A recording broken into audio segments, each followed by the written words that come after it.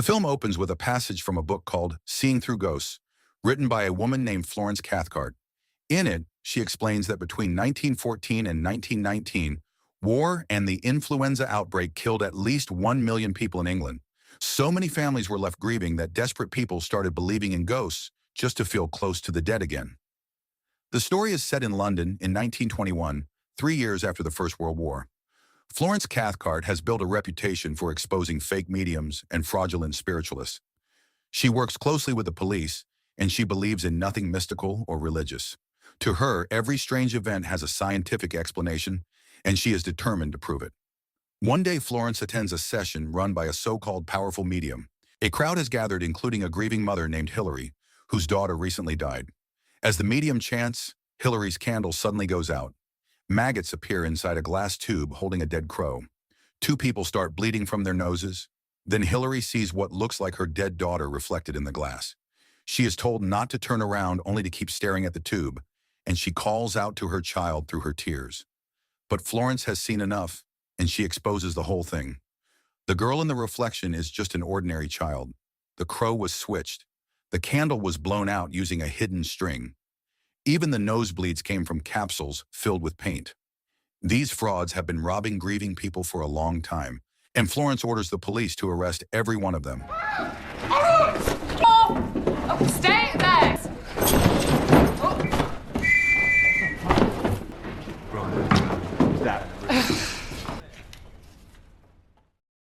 Back home, Florence lives with her adoptive parents and their servants. After the case, she receives a visitor named Robert Mallory, a history teacher from an all-boys boarding school called Rookford. He wants to talk about her book, so he waits in her study. Alone in her room, Florence breaks down over a photo of her fiancé, who died in the war. Her adoptive mother comforts her. The truth is that Florence does not only visit mediums to expose them. Deep down, she still hopes one of them can bring back her dead fiancé, even for a moment. So far, none of them ever have.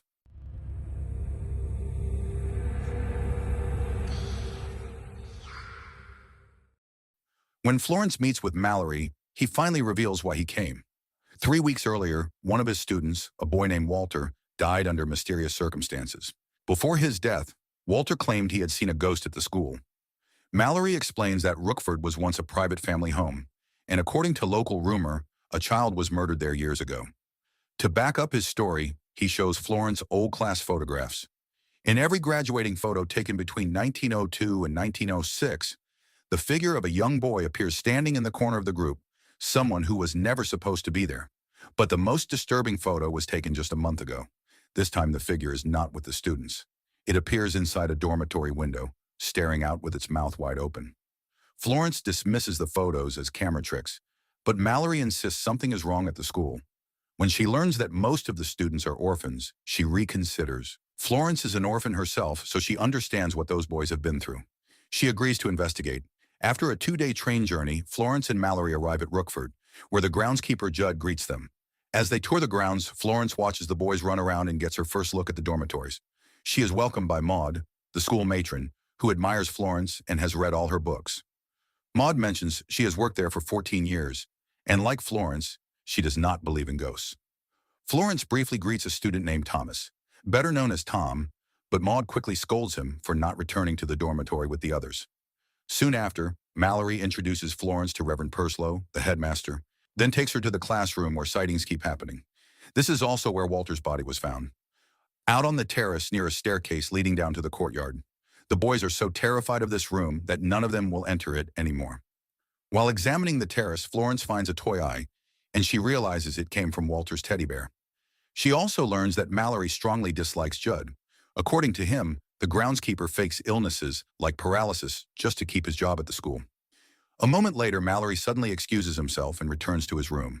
He appears to be limping from an old injury, but it soon becomes clear he is actually fighting a panic attack and trying to calm himself down. Maud then takes Florence to the boys' dormitory and shows her Walter's bed, which still shows signs of bedwetting. She explains that Walter had asthma and was often mocked by the other boys because of it. Florence begins to suspect Walter was bullied, and that the bullying may be tied to his death. Next, Florence visits a classroom run by a strict, harsh teacher named McNair. When McNair starts coughing, a boy named Dodd laughs at him, and McNair immediately strikes the boy's hand with a cane. Maud introduces Florence to the class, explaining that she has come to solve the mystery so the boys no longer have to live in fear. Florence asks if any of them have actually seen the ghost. A boy named Dodd admits he once saw an apparition in the upper corridor of the dormitory. He says the figure had a distorted, blurry face, exactly like the one in the photographs. What stood out most was that the ghost looked like it was suffering, almost like it was crying. The moment the subject comes up, every boy begs Florence to get rid of the ghost as fast as she can. Determined to find the truth, Florence sets up scientific equipment all over the school. Cameras, sound recorders, fumigators, and magnetic detectors are placed in key locations. She explains the system. If the ghost trips a wire connected to a bell, a camera stays open for 30 seconds while an electrical current ignites magnesium powder and potassium chloride, creating enough light to capture a photograph. The image will reveal whether the intruder is truly supernatural or just a prankster. Mallory notices a pile of newspapers among the equipment. Florence explains she will coat them with a special substance to collect footprints, so that if an ordinary person triggers a trap, their tracks will expose them. That night, Maud puts the boys to bed. Before sleep, a few students whisper cruelly to a boy named Perry, reminding him that nobody likes him. Meanwhile, Florence makes one final check of her traps. Back in her room, she notices a small hole in the wall and realizes her room shares a wall with the bathroom, where Mallory happens to be bathing. Without meaning to, she finds herself staring at a scar on his right thigh through the hole. Then a bell suddenly rings through the building. Florence rushes toward the sound. Along the way, she finds a drawing of a hanging figure on the floor, shattered glass, and strange marks on a window. In the reflection of the broken glass, she catches a shadowy figure running through the corridor. She chases it to the second floor, where she finds the footprints of a small child leading to Maud's storage room. Inside a cabinet, she hears a young child whispering above her, but when she looks, no one is there.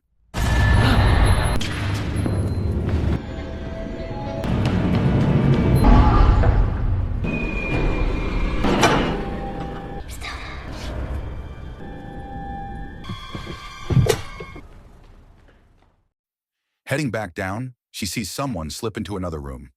Inside, she spots a wooden dollhouse and makes a mental note to inspect it later. She then briefly sees a man carrying a long-barreled rifle. Just as she moves to follow him, she runs into Mallory, who also came to check on the bell. The next morning, Florence sprays a special solution onto every student's feet to find out who was running around the night before. When she sprays Perry's feet, they turn purple, confirming he was the runner. Florence suspects that on the night Walter died, Perry may have scared him by covering his face with cloth to create the same blurry look seen in the ghost photos. Perry admits he did scare Florence the night before, but only because Dodd and the other bullies pressured him into it. He firmly denies ever frightening Walter. In fact, he says the two of them were friends who often shared food. Florence then reveals there were actually 2 children running that night, and the teachers immediately suspect Dodd as the second one. But as McNair prepares to cane Dodd, Florence catches a familiar smell when McNair passes by.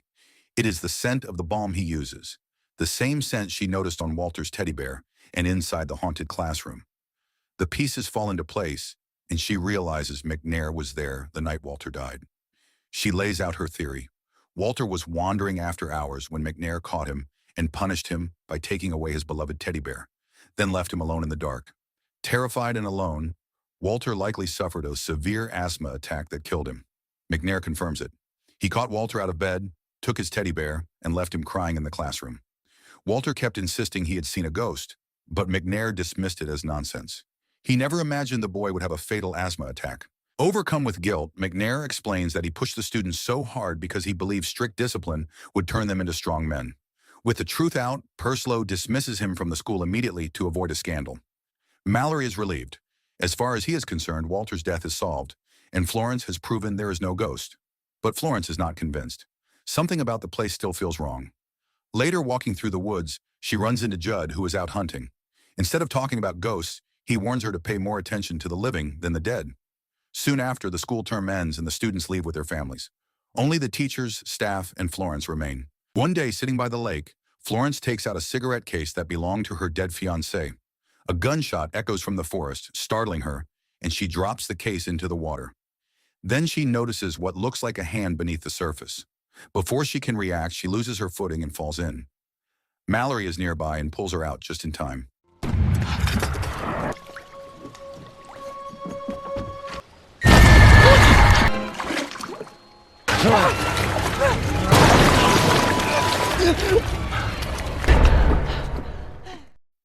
Warming up by the fire, Florence meets Tom in the kitchen. He explains he is still at the school because his parents are in India and cannot come get him. As they talk, Florence shares a story from her childhood. She says villagers in Africa once nicknamed her Mowazi, meaning white doll, after they rescued her from a lion attack during a family trip. She still has a scar on her right shoulder from that day, and she says both her parents were killed by the lion. Maud urges Florence to stay a little longer, worried that stress caused her fall into the lake. Florence insists she is fine and plans to leave soon.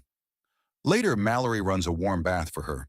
As she relaxes, she absent-mindedly touches the old scar on her shoulder. Then she hears a noise from the next room and remembers the hole in the wall. Assuming Mallory is spying on her, she decides to tease him and looks through it. But instead of Mallory, she comes face to face with the ghost, the blurred and twisted face from the photographs. It vanishes instantly, and she chases it upstairs, where she finds the wooden dollhouse again and finally inspects it. What she finds is deeply unsettling. The tiny dolls and objects recreate everything that has happened since she arrived. Her meeting with the headmaster, McNair's classroom, her ghost hunting equipment, even the moment she spied on Mallory through the hole, right down to the scar on his leg.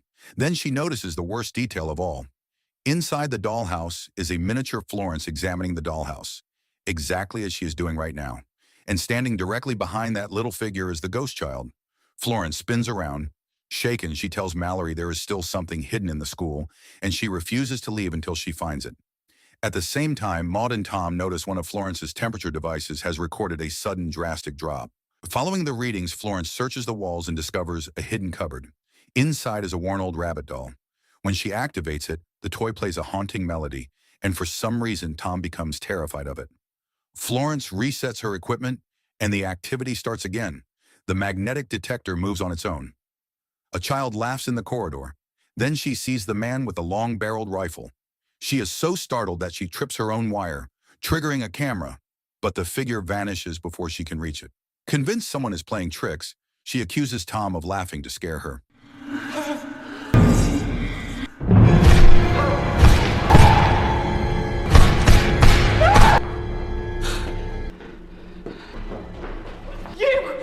It's all of you! Stop this!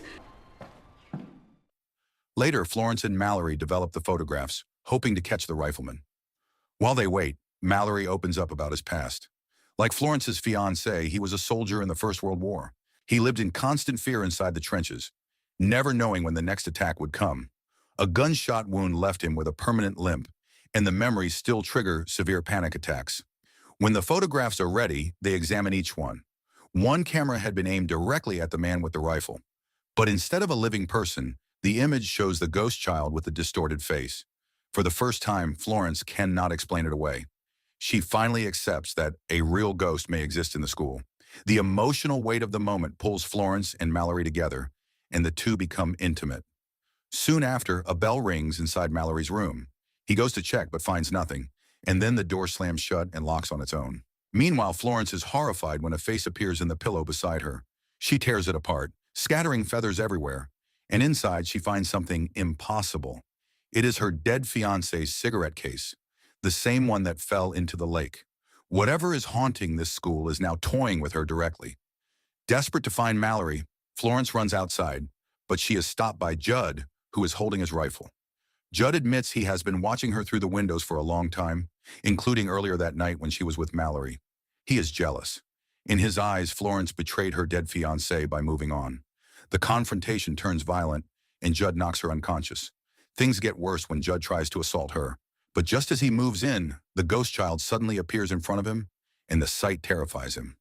Florence comes to, and in the struggle that follows, she strikes Judd and kills him. Shaken, she runs back and tells Maud and Mallory it was self-defense, that Judd attacked her. She asks Mallory to keep it from Tom, since the boy's already scared enough. But Mallory's answer stops her cold. He tells her there is no child named Tom at the school. With the term over, the only people still on the grounds are Florence, Mallory, and Maud. Florence is baffled because she has spoken with Tom many times. Then Maud admits that she has seen Tom too, and has spent time with him as well. A moment later, Florence hears Tom's voice calling her Mowazi. The voice leads her to a hidden wardrobe inside one of the rooms, which turns out to be a secret entrance to the basement, an old wartime shelter. Down below, she finds the dollhouse again, and this time Tom appears before her. He no longer has the distorted, blurry face of the ghost. He looks like an ordinary boy. Tom tells Florence to look inside the dollhouse one more time and remember what really happened. The moment she does, the buried memories come flooding back. Florence was never just a visitor here. She grew up in this house. Rookford was once her childhood home, and she came from a wealthy family. Her father desperately wanted a son, and when his wife could not have more children, he began an affair with one of the servants. That servant was Maud, and their affair produced a boy named Tom, who became Florence's closest childhood friend. As a girl, Florence often hid inside secret cupboards while her parents argued. Her father had a violent temper, and the tension only grew worse. One day it exploded. Florence's mother openly expressed her shame over Tom's existence as an illegitimate child. Enraged, her father grabbed a rifle and shot his wife dead. Then he went mad and started hunting for Florence. Terrified, she fled into the basement while her father fired shots and searched for her, calling out a nickname that sounded like Mawazi. She ran through the hidden passages until she reached a cupboard in the corridor, clutching her rabbit doll while Tom tried to comfort her. But the rabbit doll slipped and started playing its tune. Her father heard it and fired toward the sound. The shot missed Florence but struck Tom, killing him instantly, and a fragment wounded Florence's shoulder, leaving the scar she still carries. Seeing his dead son destroyed Florence's father. Consumed by guilt, he took his own life. Florence survived and was adopted by another family. The trauma was so overwhelming that her mind invented a completely different past. She convinced herself her parents were killed by lions in Africa and that villagers had nicknamed her Mawazi. None of it was real. It was simply her mind protecting her from a childhood too painful to face. Now, after all these years, she finally remembers everything. Maud explains that she knew Florence had forgotten her past the moment she arrived, since Florence did not even recognize her. What surprises Maud is that Florence can actually see Tom's spirit, just like she can. Maud admits she deliberately kept Tom's identity secret, believing that letting Florence uncover the truth herself was the only way she could finally face the trauma and make peace with it. Meanwhile, Mallory quietly buries Judd's body to make sure no one ever finds out what happened. Then Maud offers Florence a drink, claiming it will calm her nerves. After Florence takes a sip, Maud reveals the truth. Tom has been lonely for years, and Maud says the time has come for the three of them to be together again, just like when she cared for both children long ago. The drink is poison. Maud has decided to end her own life to be with her son, and she intends to take Florence with her. Panicked, Florence calls for Mallory and begs for anything that can make her vomit the poison. As it takes hold, she collapses. Tom stands nearby, apologizing. He has missed her so much that part of him wanted them together again. But Florence refuses this fate. She tells Tom she cannot go with him this way, because if she dies from the poison, she will never find peace. Florence! I will be leaving now. Don't be angry. I can't go. You must be brave. Moved by her words, Tom decides to help. He finds medicine that forces the poison out, and after taking it, Florence manages to vomit and purge it from her body. Relieved, she embraces Tom and reassures him that everything will be all right. But for Maud, it is already too late. She has died from the poison she drank herself. Sometime later, the new term begins, and the students return. Florence says goodbye to Mallory before heading home, promising to visit every week. The experience has changed her completely. Inspired by everything she witnessed at Rookford, she plans to write a new book about ghosts, drawn from the events that finally convinced her that some mysteries cannot be explained by science alone. So the moral of the story is, before spending 3 days proving ghosts aren't real, make sure the ghost isn't your childhood friend, your house isn't your old house, and your tea isn't poison.